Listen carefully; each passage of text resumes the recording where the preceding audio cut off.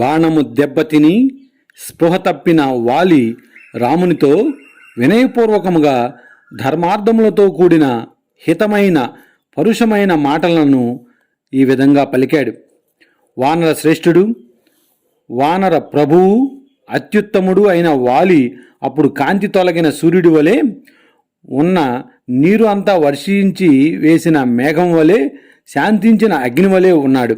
అట్టి వాలిచే నిందింపబడిన రాముడు అతని మాటలు విన్న తర్వాత ఇట్లా అన్నాడు: నీవు ధర్మమును అధర్మమును కామమును లోక మర్యాదను తెలుసుకొనకుండా ఇక్కడ నన్ను ఇప్పుడు అజ్ఞానము వలన ఎందుకు నిందిస్తున్నావు? బుద్ధి సంపన్నులు, ఆచారము తెలిసిన ఆచార్యులకు మాన్యులు అయిన పెద్దవారిని అడగకుండగా నీవు వానర సహజమైన చాపల్యము చేత సౌమ్యుడవైన నన్ను నిందింప యత్నిస్తున్నావు. పర్వతములతోనూ చిన్న వనములతోనూ మహారణ్యములతోనూ సహా ఈ భూమి అంతా ఇక్ష్వాకు వంశీకులకు చెందినది. మృగములను, పక్షులను, మనుషులను నిగ్రహించుట అనుగ్రహించుట అను విషయమునందు కూడా వారికే అధికారము. ఈ భూమిని ఇప్పుడు ధర్మాత్ముడైన భరతుడు పరిపాలిస్తూ ఉన్నాడు. అతడు సత్యమునే పలుకుతున్నాడు, వక్రత్వము లేనివాడు, ధర్మ అర్ధ కామముల తత్వము తెలిసినవాడు. దుష్టులను నిగ్రహించుటయందు, శిష్టులను అనుగ్రహించుటయందు శ్రద్ధ కలవాడు. ఆ భరతుని యందు నీతి, వినయము, సత్యము స్థిరముగా ఉన్నాయి. అతడు తగిన పరాక్రమం కలవాడు, దేశ కాలములు తెలిసిన రాజు. ధర్మ సంరక్షణము నిమిత్తము అతడు ఇచ్చిన ఆజ్ఞ ప్రకారము మేము మరికొందరు రాజులు ధర్మము అవిచ్ఛిన్నముగా ఉండునట్లు చూడటానికై ఈ భూమి మీద అంతటా సంచరిస్తూ ఉన్నాము. రాజులలో శ్రేష్ఠుడైన ధర్మనిరతుడైన ఆ భరతుడు ఈ పృథ్వీని పాలిస్తూ ఉండగా ఎవడు ధర్మ విరుద్ధముగా ప్రవర్తించగలడు? శ్రేష్టమైన ఈ ధర్మమును పాలిస్తున్న మేము భరతుని ఆజ్ఞను పురస్కరించుకొని ఎవరైనా ధర్మ మార్గమును అతిక్రమించుచున్నారా అని శాస్త్రానుసారముగా పరిశీలించి చూస్తూ ఉన్నాము. నీవు రాజధర్మమును అనుసరించగా ధర్మమును చెడగొట్టావు, నింద్యమైన కర్మ చేశావు, కామభోగములతో ప్రాధాన్యమిచ్చావు. అన్నగారు, కన్న తండ్రి, విద్యనిచ్చిన గురువు వీరు ముగ్గురు తండ్రులని ధర్మ మార్గమునందున్న వారు తెలుసుకొనవలెను. తమ్ముడు, కుమారుడు, సద్గుణవంతుడైన శిష్యుడు వీరు ముగ్గురు తన పుత్రులే అని భావించవలెను.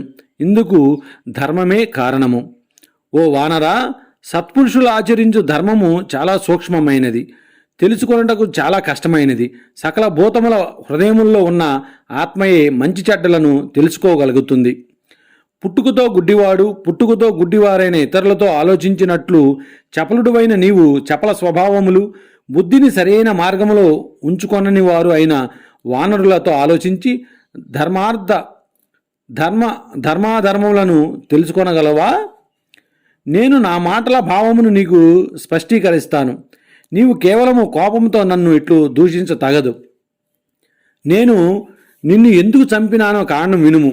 నీవు శాశ్వతమైన ధర్మమును విడిచి సోదరుని భార్యను స్వీకరించావు. పాపకర్మ చేయు నీవు మహాత్ముడైన ఈ సుగ్రీవుడు జీవించి ఉండగానే కోడలి వంటిదైన రుమను కామం వలన పొందావు.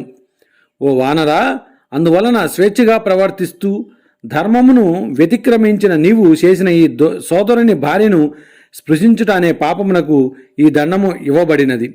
ఓ వానర రాజా, లోకమునకు విరుద్ధముగా ప్రవర్తిస్తూ లోకాచారమునకు దూరమైన వానికి దండము తప్ప మరొక ప్రాయశ్చిత్తమేది నాకు కనపడదు. ఉత్తమ వంశమునందు పుట్టిన క్షత్రియుడినైనా నేను నీవు చేసిన పాపకర్మను సహించజాలను. ఏ మానవుడు కామమోహితుడై కుమార్తెను గాని సోదరిని గాని తమ్ముని భార్యను గాని పొందునో అతనికి దండము విధింపబడినది. ఇప్పుడు భరతుడు రాజుగా ఉన్నాడు, మేము అతని ఆజ్ఞను పాలిస్తూ ఉన్నాము. నీవు ధర్మ మార్గమును తప్పావు, ఎట్లు ఉపేక్షించగలము? ధర్మానుసారము రాజ్యపాలనము చేయు బుద్ధిమంతుడైన భరతుడు ఉత్తమమైన ధర్మమును అతిక్రమించు వారిని నశింపజేయును, స్వేచ్ఛగా ప్రవర్తించు వారిని నిగ్రహించుటకై స్థిర నిశ్చయముతో ఉన్నాడు. వానరరాజా, మేము భరతుని ఆదేశమును శాస్త్రము వలె పాటిస్తూ కట్టుబాట్లను అతిక్రమించిన నీ వంటి వాళ్లను నిగ్రహించుటకై నిలిచి ఉన్నాము. నాకు సుగ్రీవునితో ఏర్పడిన స్నేహము లక్ష్మణునితో స్నేహం వంటిది. భార్య రాజ్యము నిమిత్తముగా చేసుకొను ఏర్పడినది. అతడు నాకు సహాయము చేయనున్నాడు. నేను ఆనాడు వానరుల సమక్షమునందు ప్రతిజ్ఞ కూడా చేసి ఉన్నాను. నా వంటి వాడు చేసిన ప్రతిజ్ఞను పాలించకుండా ఎట్లుండగలను?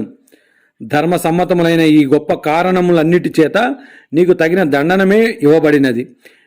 దీనిని నీవు అంగీకరించవలెను. నిన్ను నిగ్రహించుట అన్ని విధముల ధర్మమే అని గ్రహింపుము.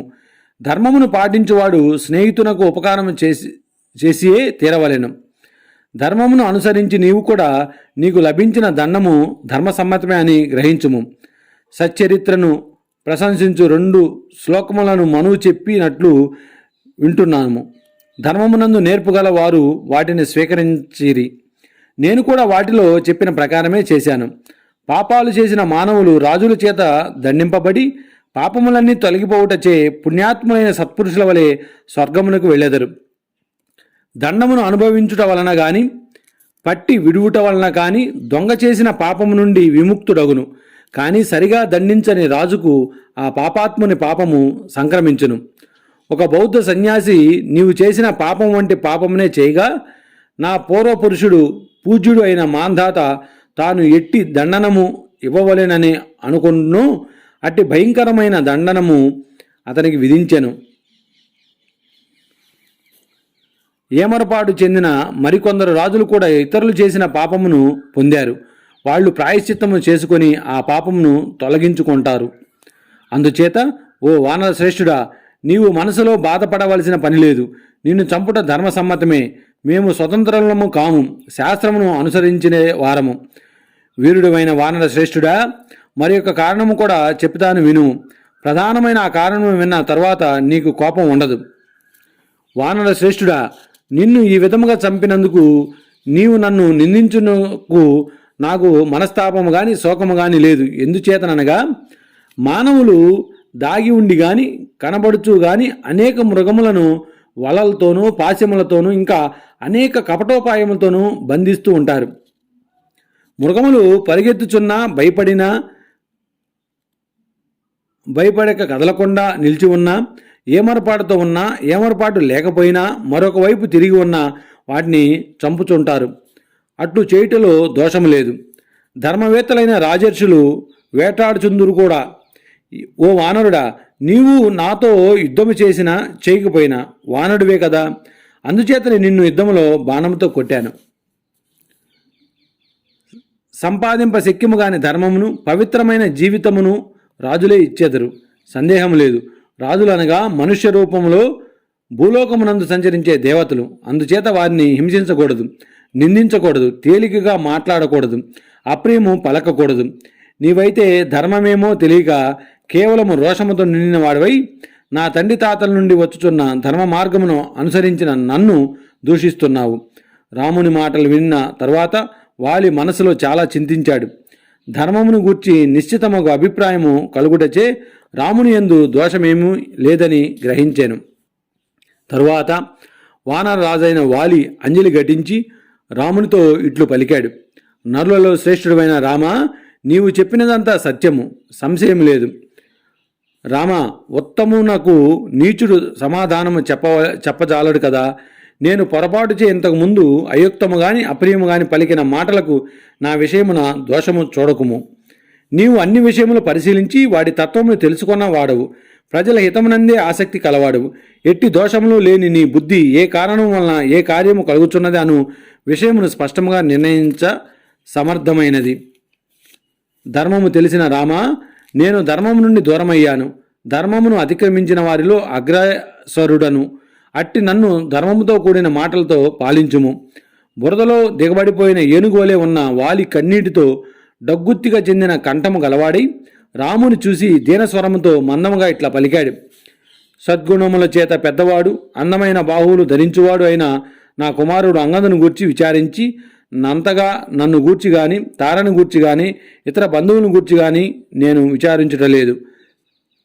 బాల్యం నుండి లాలన చేయబడిన అంగదుడు నేను కనబడకపోవటచే దీనుడై పూర్తిగా నీళ్లు తాగివేసిన చెరువు వలె ఎండిపోవును.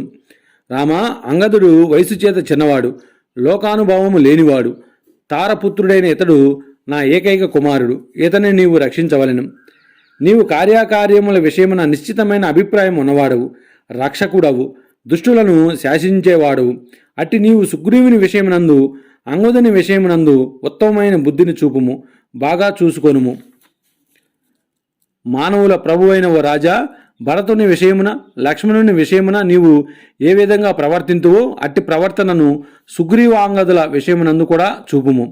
దీనురాలైన తార స్వయముగా ఏ అపరాధము చేయకపోయినను నా అపరాధము చేత ఆమె కూడా అపరాధము చేసినదే అని భావించి సుగ్రీవుడు ఆమెను అవమానించుకున్నట్లుగా చూడుము.